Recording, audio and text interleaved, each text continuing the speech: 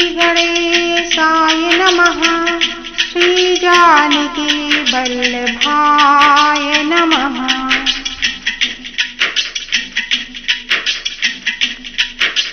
सीताराम चरण रति मोरे, अनुदिन बढ़ाओ अनुग्रह तोरे।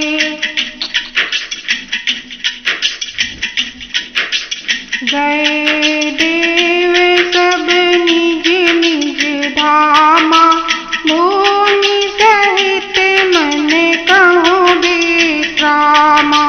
जो कछु आयसु ब्रह्मादीना, हरषे देव विलंब न कीन्हा।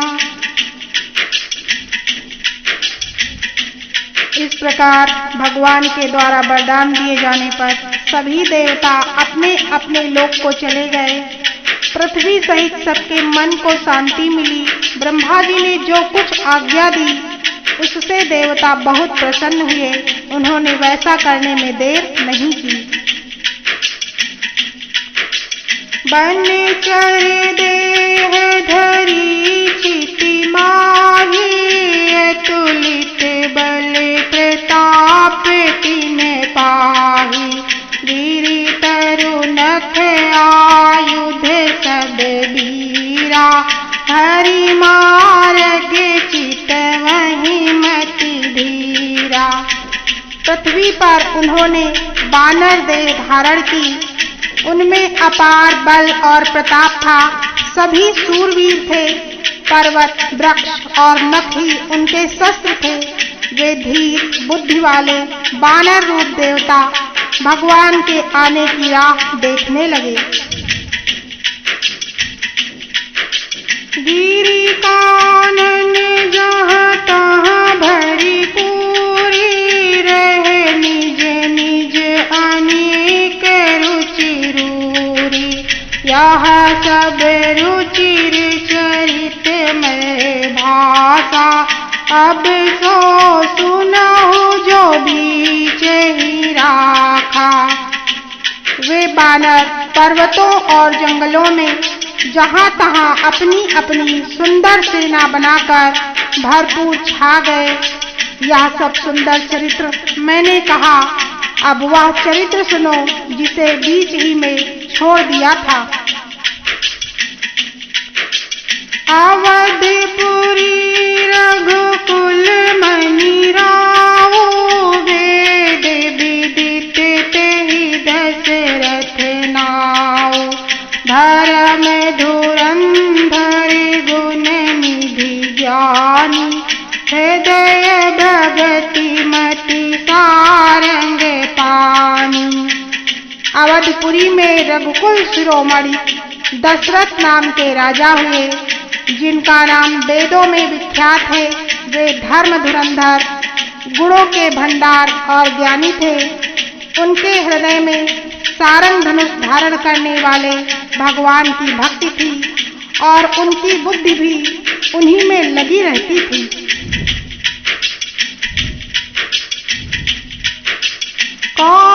कौसल्यादि नारी प्रिय, सब आचरण पुनीत। पति अनुकूल प्रेम दृढ़, हरिपद कमल विनीत। उनकी कौसल्या आदि प्रिय रानियां सभी पवित्र आचरण वाली थी। वे बड़ी विनीत और पति के अनुकूल चलने वाली थी और श्री हरि के चरण कमलों में उनका दृढ़ प्रेम था।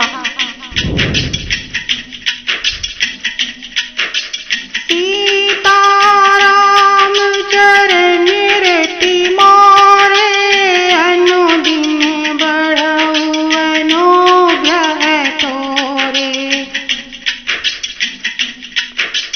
एक बारी भूपति मन माही, भय गलानी मोरे सुत नाही।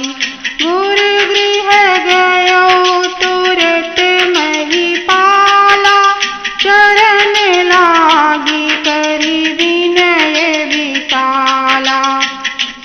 एक बार राजा के मन में बड़ी गलानी हुई कि मेरे पुत्र नहीं है।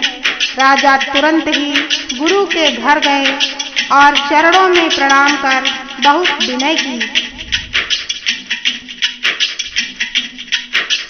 निज दुख सुख सब गुरहि सुनायो, कहि वशिष्ठ बहु विधि समुझायो।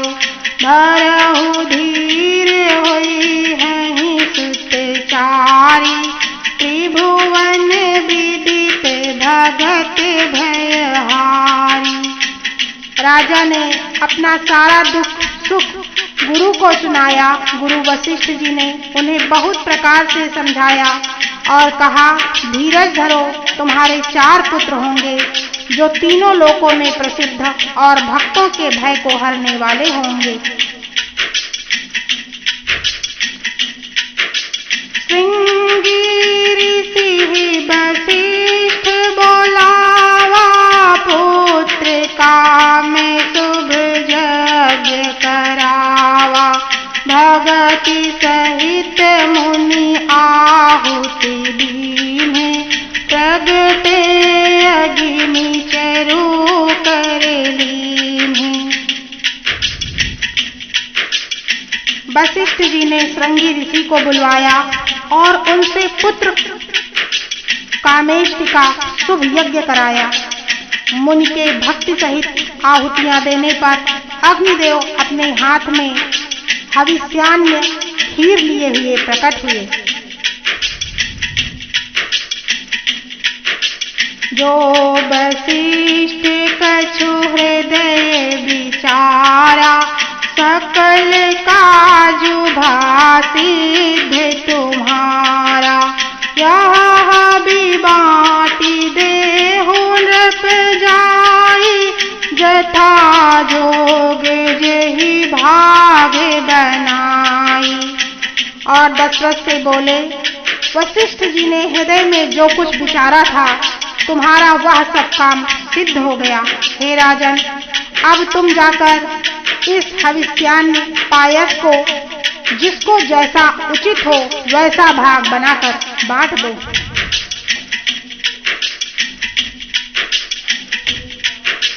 तब अदृश्य भय पावक, सकल सबहि समुझाई। परमानंद मगन नृप, हरस न हृदय समाई। तदंतर अग्निदेव सारी सभा को समझाकर अंतर ध्यान हो गए। राजा परमानंद में मग्न हो गए। उनके हृदय में हर्ष समाता न था। सीताराम चरण रति मोरे, अनुदिन बढ़ऊ अनुग्रह तोरे।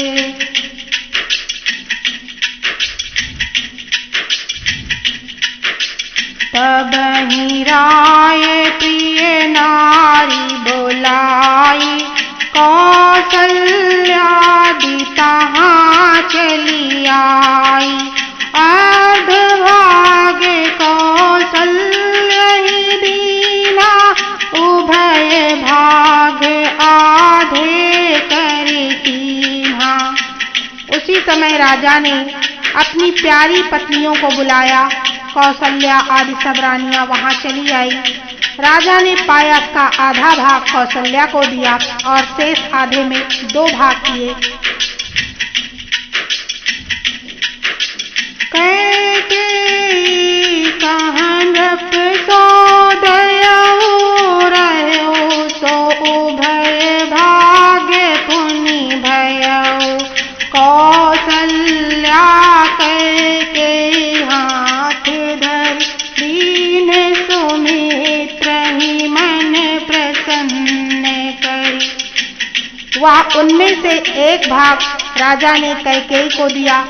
शेष जो बच रहा उसके फिर 2 भाग हुए और राजा ने उनको कौसल्या और कैकेयी के हाथ पर रखकर अर्थात अर्थात उनकी अनुमति लेकर और इस प्रकार उनका मन प्रसन्न करके सुमित्रा को दिया।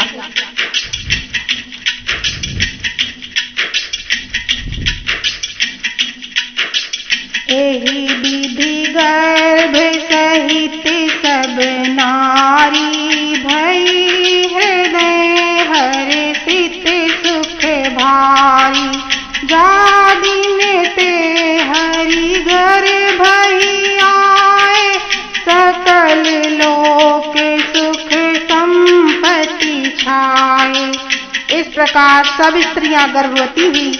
वे हृदय में बहुत हर्षित हुई। उन्हें बड़ा सुख मिला। जिस दिन से श्री हरि लीला धारी गर्भ में आए, सब लोकों में सुख और संपत्ति छा गई।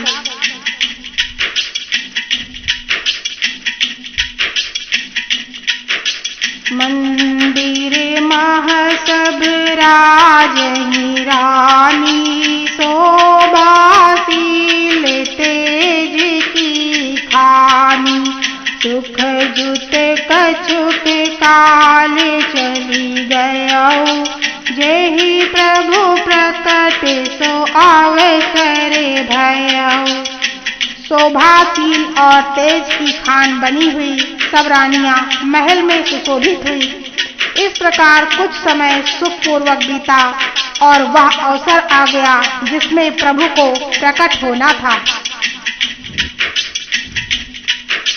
जोग लगन गृह बार तिथि सकल भये अनुकूल। चरे अरु अचरे हर्ष जुत राम जन्म सुख मूल। योग लग्न गृह वार और तिथि सभी अनुकूल हो गए। जड़ और चेतन सब हर्ष से भर गए, क्योंकि श्री राम जी के जन्म का सुख समय आ रहा था।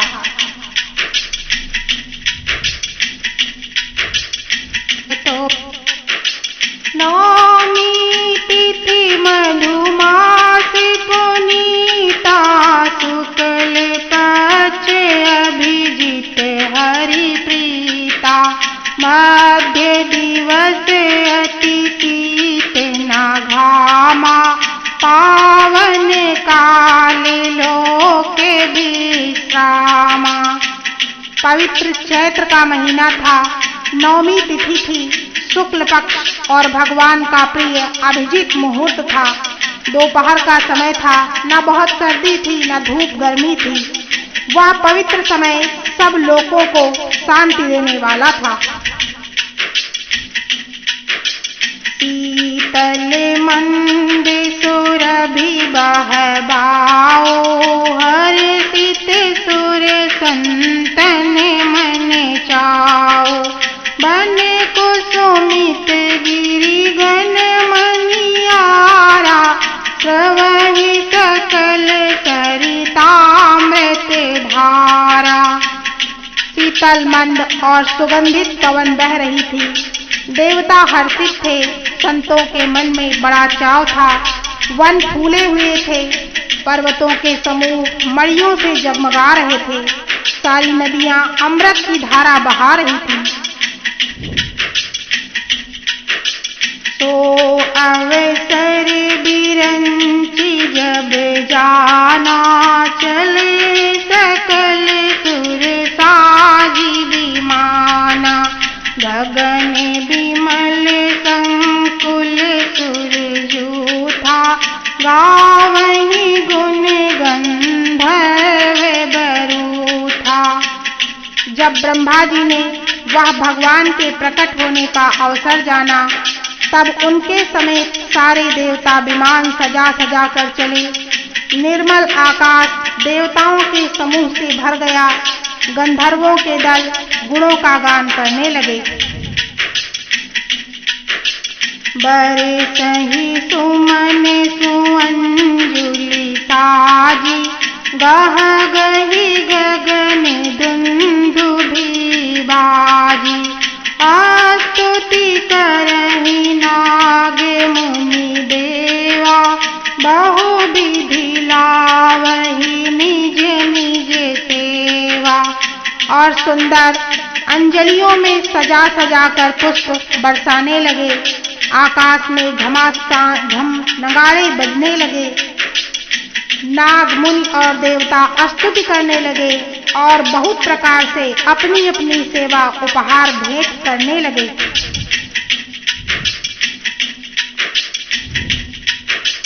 सुर समूह विनती करी पहुँचे निज निज धाम। जग निवास प्रभु प्रकटे अखिल लोक विश्राम। देवताओं के समूह विनती करके अपने अपने लोक में जा पहुँचे। समस्त लोकों को शांति देने वाले जगदाधार प्रभु प्रकट हुए।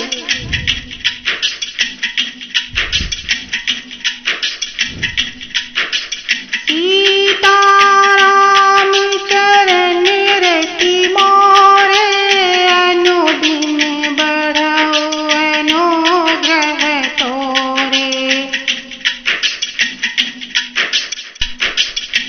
प्रस्तुत कथा के इस प्रसंग में राजा दशरथ का पुत्रेष्ट यज्ञ और रानियों का गर्भवती होना सुनाया गया है।